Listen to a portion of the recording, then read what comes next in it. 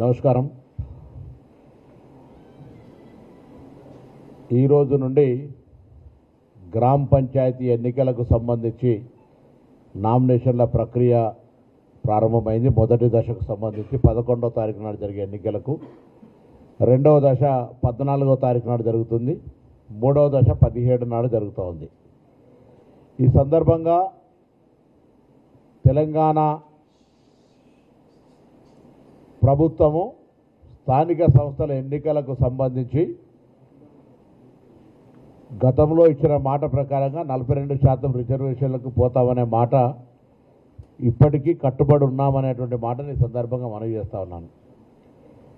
వాస్తవంగా తెలంగాణ ప్రభుత్వం పక్షాన కుల సర్వే నిర్వహించి దానికి సంబంధించిన అంశాలన్నింటినీ కూడా మంత్రివర్గ ఉపసంఘం ద్వారా రివ్యూ చేసి తదనంతరం క్యాబినెట్లో పెట్టి క్యాబినెట్ నుండి శాసనసభలో చర్చకు ఉంచి చర్చలో అన్ని పార్టీల అంగీకారంతో ఏకగ్రీవ తీర్మానం చేసుకొని గవర్నర్ గారి ద్వారా రాష్ట్రపతి గారికి పంపినటువంటి అంశాలన్నీ కూడా తెలంగాణ సమాజానికి అందరికీ తెలుసు. ఇది బహిరంగ రహస్యం. ఇక్కడ కొన్ని రాజకీయ పార్టీలు బలహీన వర్గాల మీద మొసలిక నీరు కారుస్తూ తమ ఉనికి కోల్పోతుందనేటువంటి ఆలోచనతోటి అవకాశం తీసుకొని ఈరోజు రాజకీయపరమైన విమర్శలు చేస్తూ ఉన్నారు. నేను అడుగుతా ఉన్నా స్పష్టంగా, కాంగ్రెస్ పార్టీ ప్రభుత్వం పక్షాన మేము చేయాల్సినటువంటి ప్రతి ఒక్క స్టెప్పు, ప్రతి ఒక్క కార్యక్రమాన్ని న్యాయబద్ధంగా, చట్టబద్ధంగా, శాసనబద్ధంగా అన్ని రకాల కార్యక్రమాలు నిర్వహించినాము. తెలంగాణ రాష్ట్రంతో పాటుగా మహారాష్ట్ర కానీ ఇంకా మిగతా కొన్ని రాష్ట్రాల్లో, బీహార్, కర్ణాటక, ఇతర రాష్ట్రాల్లో కూడా రిజర్వేషన్లకు సంబంధించిన అంశం వచ్చినప్పుడల్లా ఇందిరా సహాని కేసు, అదేవిధంగా కృష్ణమూర్తి 7 బెంచ్ జడ్జిమెంట్ను ఉదాహరణ చూపెట్టి దేశంలో ఉన్న ప్రతి హైకోర్టు కూడా 50% మించొద్దు అనేటువంటి ఒక బార్డర్ను చూపిస్తున్నటువంటి విషయం బాధ్యత గల ప్రతిపక్షాలకు కూడా తెలుసు. దాన్ని అధిరోహించి దాని యొక్క ఆ బ్రేక్ 50% అధిగమించి రిజర్వేషన్లు తేవాలనే ప్రక్రియ కొద్దీ తెలంగాణ ఎంపైరికల్ డాటాతోటి సుప్రీంకోర్టులో ప్రముఖ అడ్వకేట్లు అయినటువంటి అభిషేక్ సింఘ్వి గారు లాంటి వాళ్ళని కూడా ఏర్పాటు చేసుకొని ప్రభుత్వం తరఫున అన్ని వాదనలు, మా దగ్గర ఎంపైరికల్ డాటా ఉంది, మా దగ్గర గ్రామాన తిరిగి సమాచారాన్ని సేకరించుకున్నాం, రాజ్యాంగంలో 154 ఆర్టికల్ 4 ద్వారా ఈరోజు వ్యవస్థలో ఒకవేళ మీ దగ్గర సమాచారం ఉన్నట్టయితే మీరు ముందుకు పోవచ్చని చెబుతున్నటువంటి సందర్భం ప్రకారంగా ఈరోజు మేము రిజర్వేషన్లను పెంచుకుంటున్నామని చెప్తున్నప్పటికీ కూడా వాద ప్రతిపాదనలు విని ఈరోజు 50%కు పరిమితి దాటద్దంటున్నటువంటి సందర్భం ఒకవైపు అయితే, నేను అడుగుతున్న ప్రతిపక్షాలను ఇలా భారతీయ జనతా పార్టీతో సహా, టీఆర్ఎస్ పార్టీతో సహా ఇంత పెద్ద ఆర్గ్యుమెంట్స్ కోర్టులో జరిగినాడు. నేను అనేక సందర్భాలు ఇంప్లీడ్ కమ్మన్నా, మీ పార్టీ ఒపీనియన్ చెప్పమన్నా, ఫ్లోరా జౌదరి ఎట్లయితే సపోర్ట్ చేసిరో వచ్చి కోర్టులో కొట్లాడండి, ఇలా ఈ 42% నిలవడానికి కొరకు అని అడిగితే పార్టీ పరంగా జారి పడితే నవ్వాలనేటువంటి పక్కన గోడ పక్కన నిల్చొని కోర్టులో కొట్టేస్తూ ఉంటుంటే మీరు పండుగ చేసుకున్నటువంటి రాక్షస ఆనందాన్ని పొందేటువంటి మీరు ఇవాళ బలహీన వర్గాల గురించి మాట్లాడుతూ ఉన్నారు. మేము అడుగుతున్న తెలంగాణ ప్రజాపాలన కాంగ్రెస్ ప్రభుత్వం బలహీన వర్గాలకు 42% ఇవ్వడానికి చేయని ప్రయత్నం ఏదైనా ఉంటే ఇవాళ కూడా ఛాలెంజ్ చేస్తా ఉన్నాం. మాకు చూపెట్టని మేము చేయడానికి సిద్ధంగా ఉన్నాం. కానీ రాజకీయ విమర్శలకు మాత్రమే పరిమితమై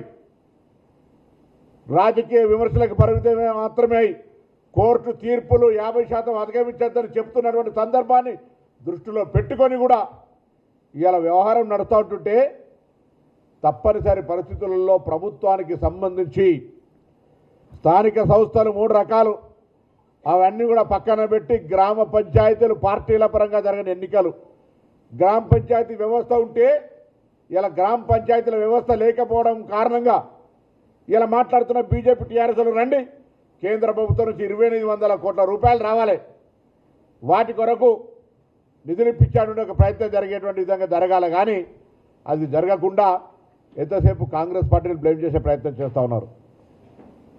ఒకవైపు నిధులు లేవు, ఎన్నికలను దాదాపు 2 సంవత్సరాలు వాయిదా వేసుకుంటూ వస్తూ ఉన్నాం. కింద క్షేత్రస్థాయిలో ప్రజా సమస్యలు ఉన్నాయి.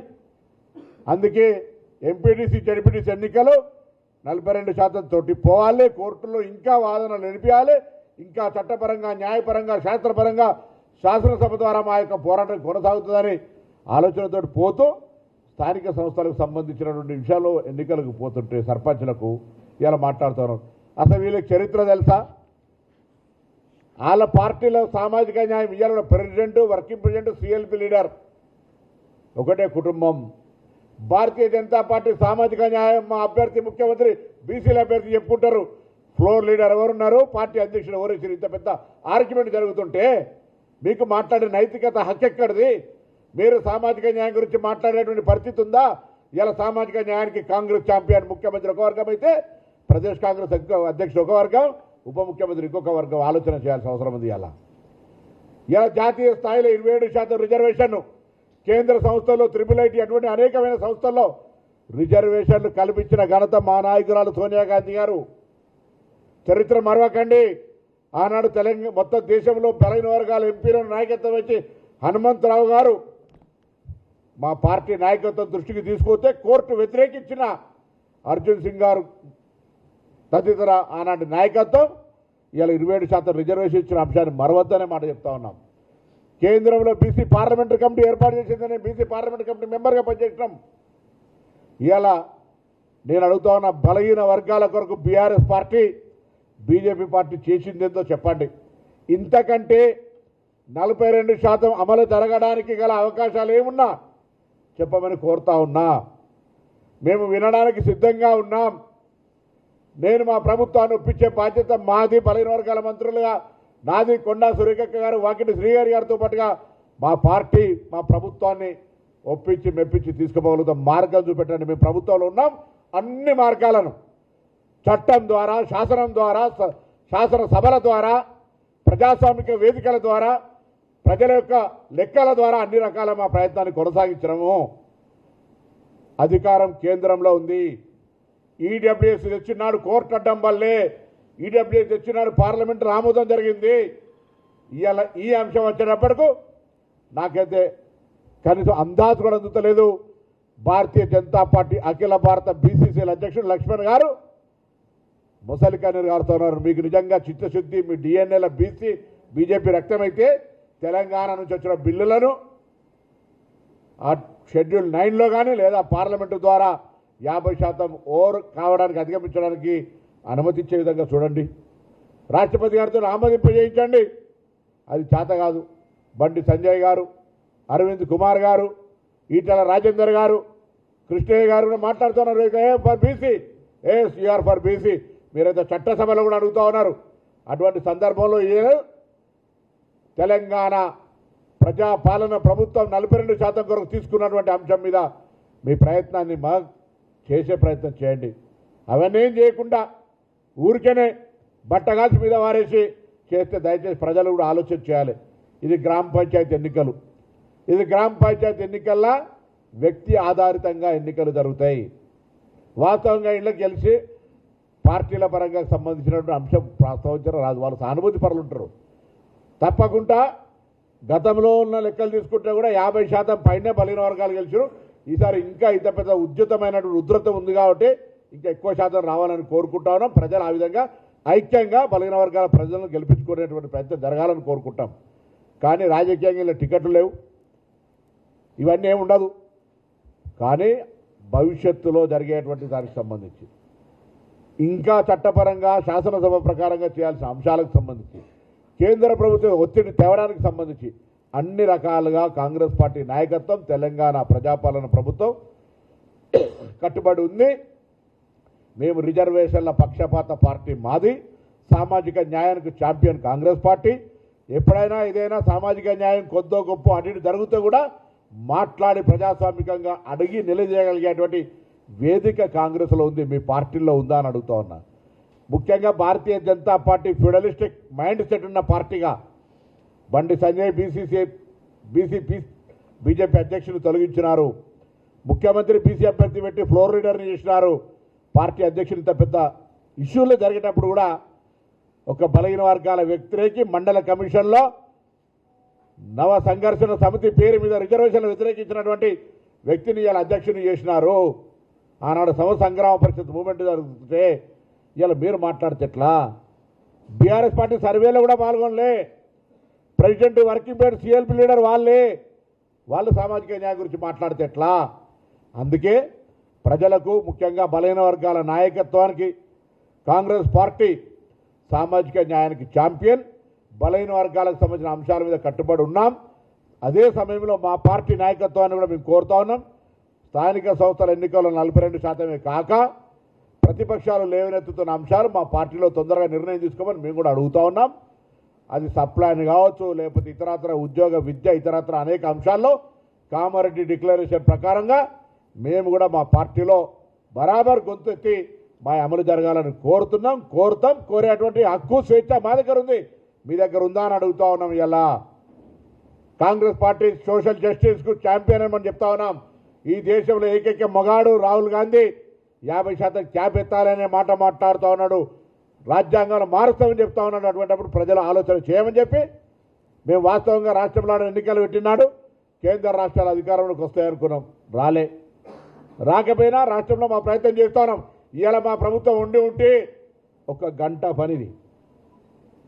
అదే చెప్తాను. మళ్ళా కూడా తప్పకుండా భవిష్యత్తులో గతంలో ఎన్నడైతే బీజేపీ కులగణనకు కూడా వ్యతిరేకించిందో, రాహుల్ గాంధీ గారి పోరాటంతో కులగణన చేయడానికి ఒప్పుకున్నారు. మళ్ళీ ఈరోజు రాసి పెట్టుకొని తప్పకుండా ఇవాళ 50% క్యాప్ ఎత్తేయడానికి బీజేపీ అడ్డం పడుతూ ఉంది. షెడ్యూల్ 9లో చేర్చడానికి బీజేపీ అడ్డం పడుతూ ఉంది. దానికి బీఆర్ఎస్ ఒత్తాస పలుకుతుంది. కానీ ఒకరోజు వస్తుంది. ఇవాళ 27 నవంబర్ 2025 మళ్ళొక రోజు తప్పకుండా వస్తుంది. కాంగ్రెస్ పార్టీ క్యాప్ ఎత్తేస్తుంది. దేశవ్యాప్తంగా జితనే ఆబాది ఉత్తనే ఇచ్చేదారి కార్యక్రమాన్ని చేస్తుంది అనే విశ్వాసాన్ని తెలంగాణ ప్రజలు ఉంచుకోవాలని కోరుతా ఉన్నాం. బీసీ సంఘాలకు కూడా చెప్తా ఉన్నాం, దయచేసి కోర్టులో ఫైట్ జరిగేటప్పుడు మీరు ప్రత్యక్ష సాక్షులు రండి. కోర్టులో ఇంతకంటే మార్గం న్యాయపరంగా, చట్టపరంగా 50% హర్డీలు తెలిసి కూడా మీరు రాజకీయ పార్టీల పరంగా ఆరోపణ చేస్తారు. మేము రెడీ అక్రాంతి టేబుల్ కూర్చొని మీరు చెప్పే సలహా సూచన చేయడానికి సిద్ధంగా ఉన్నాం. 2 సంవత్సరాలు ఎన్నికల వాయిదా వేసిన బీసీ సంఘాలకు తెలుసు. అనేక సందర్భాల్లో పిలిచి మేము సమావేశం పెట్టిన సంగతి తెలుసు. We're not against for 42%, we're for 42%. వాళ్ళ పార్టీలలో స్టాండ్ ఏందో తెలుసుకోవాలి. బీజేపీ, బీఆర్ఎస్ వాళ్ళని అడగండి. వాళ్ళ బిల్లులు ఆపుతున్నారు. వాళ్ళ మీద మీ యుద్ధం ఉండాలి. ఇలా బలహీన వర్గాల ద్రోహులు బీజేపీ, బీఆర్ఎస్ పార్టీ.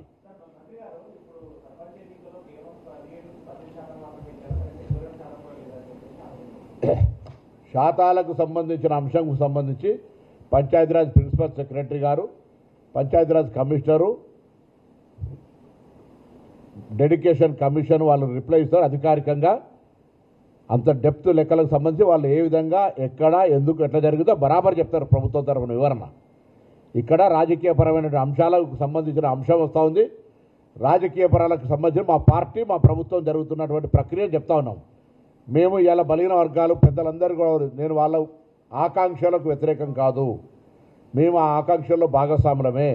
బలహీన వర్గాలకు రిజర్వేషన్ కావాలని వారు కొట్లాడడాన్ని తప్పుపడతలేము. వాళ్ళ రైట్, అది వాళ్ళ ఆర్గనైజేషన్ ఆర్జిన్ అది. కానీ ఎవరు పొరపాటు చేస్తున్నారు, ఎవరు దీనికి అడ్డం పడుతున్నారు, ఎక్కడ సమస్యకు మూల పరిష్కారం ఉంది, తెలంగాణ ప్రభుత్వం తరఫున ఏమైనా లోపం జరిగితే చెప్పండి. తెలంగాణ ప్రభుత్వంకి ఇది మిస్ అయిందో, ఇది చేయకపోవడం వల్ల ఇక్కడ అబ్స్ట్రక్షన్ వచ్చిందని చెప్పండి. 2 సంవత్సరాలు ఎన్నికల వాయిదా వేసినాము. గ్రామ పంచాయతీలు నిర్వీర్యం అయిపోయినాయి. 800 కోట్లు ఆగిపోయినాయి. ప్రజా వ్యవస్థ నిర్వీర్యం అయిపోతుంది ప్రభుత్వ కార్యక్రమాలకు సంబంధించి. అందుకే మిగతా వ్యవస్థలను ఆపి గ్రామ పంచాయతీ ఎన్నికలకు పోతా ఉన్నాం. పార్టీ పరంగా జరగవి, స్థానిక బలంతో గెలుస్తారు. ఎవడు బలవంతుడు అయితే వాళ్ళు. కాబట్టి ఇటువంటిప్పుడు కూడా కొంత అర్థం చేసుకోవాల్సినటువంటి బాధ్యత బలహీన వర్గాల ఉంది, నాయకత్వం మీద. నేను ఆ సంఘాలందరికీ కూడా, మీ సోదరుణ్ణి, మీ బిడ్డను, నేను కానీ, మా పీసీసీ ప్రెసిడెంట్ గారు కానీ, మంత్రి గారు కానీ, శ్రీగారి గారు కానీ, ఇంకా మిగతా నాయకులందరం కూడా మా పార్టీ కాంగ్రెస్ పార్టీ. కానీ మేము తప్పకుండా బలహీన వర్గాల నాయకులం. మా నాయకత్వానికి సంబంధించినటువంటి హక్కు విషయంలో పార్టీల అంతర్గతంగా గట్టిగా మా గొంతు వినిపిస్తాం. ఎవరు ఆందోళన పడే అవసరం లేదు అనే మాట దయచేసి ఆ సహచరులందరూ కూడా విజ్ఞప్తి చేస్తున్నాం.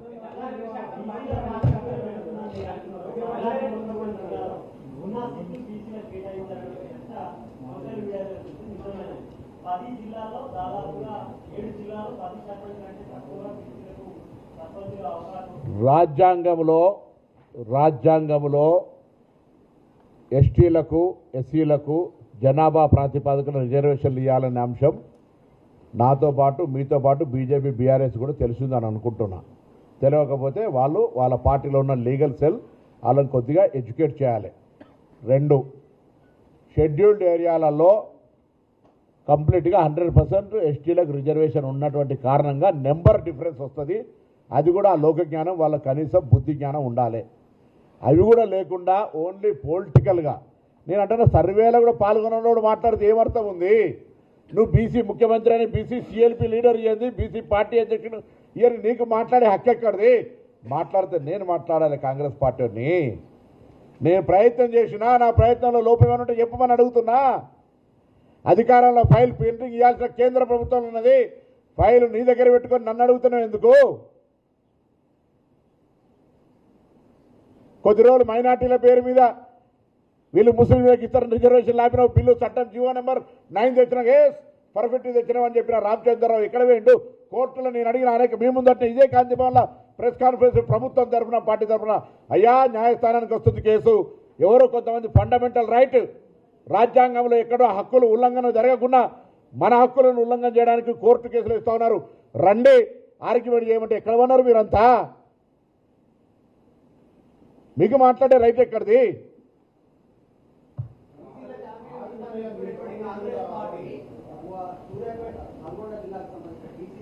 ఇప్పుడు అవన్నీ దిస్ ఇస్ బ్రదర్ డోంట్ డివేట్ అంటున్నా నేను అడిగేది. డోంట్ డివేట్ ఇది ఇష్యూ. దాని తర్వాత ప్రిన్సిపల్ మాట్లాడతారు.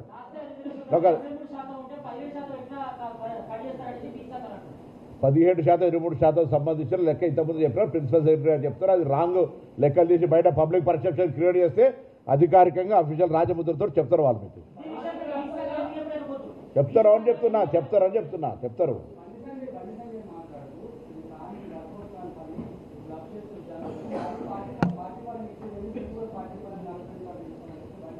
అరే ఇప్పుడు ఆ బ్లఫో గిఫో ఎందుకయ్యా బాబు? నేను మళ్ళీ చెప్తున్నా, ఆనరబుల్ మినిస్టర్ ఫర్ హోమ్ వారు మీ దగ్గర బిల్లు ఉంది మాది, మీరు ఆ బిల్లు పాస్ చేయించండి. మీరు కూడా మా బలహీన వర్గాల బిడ్డనే, కేంద్రంలో మంత్రి ఉన్నావు, కిషన్ రెడ్డిని మాట నడవనిస్తున్నాడా కేసీఆర్ గారు, వాళ్ళిద్దరు కలిసి నిన్ను గొంతు ఇప్పరిస్తున్నారా లేదో నాకు తెలియదు. ఈ 42% బీసీలు ఉన్న వాళ్ళు హిందువులే నాయన, నీకు హిందుత్వం కావాలి, ఆ హిందువులే వాళ్ళ కొరకన్నా కొట్లాడేదానికి వాళ్ళు కూడా హిందువులే. మళ్ళీ ఇల్లేమని అనుకొని పరిశాన్ అయ్యావు, హిందువులే కాబట్టి వాళ్ళ కొరకన్నా కొట్లాడిన ఆయన నువ్వు ఇంతే ఏమనంటే జయశ్రీరావుడు వీళ్ళందరూ అనేటోళ్ళే, గుళ్ళలకు పోయేటోడు వీళ్ళే. అమ్మల్ని ఎల్లవ తల్లిని పెద్దమ్మ తల్లిని మడలేను లేకపోతే ఇంకా ఈ దేవతలన్నీ మొక్కేటోళ్ళు వీళ్ళే. వాళ్ళ కొరకు చేయగలిగితే చెయ్యి. నమస్కారం. చలో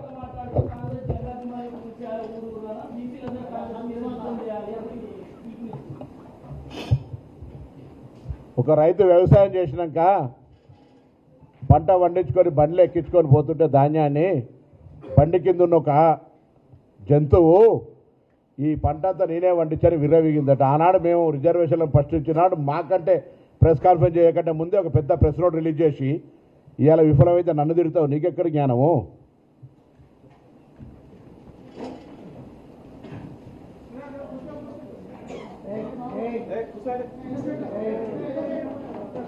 Hello, sir.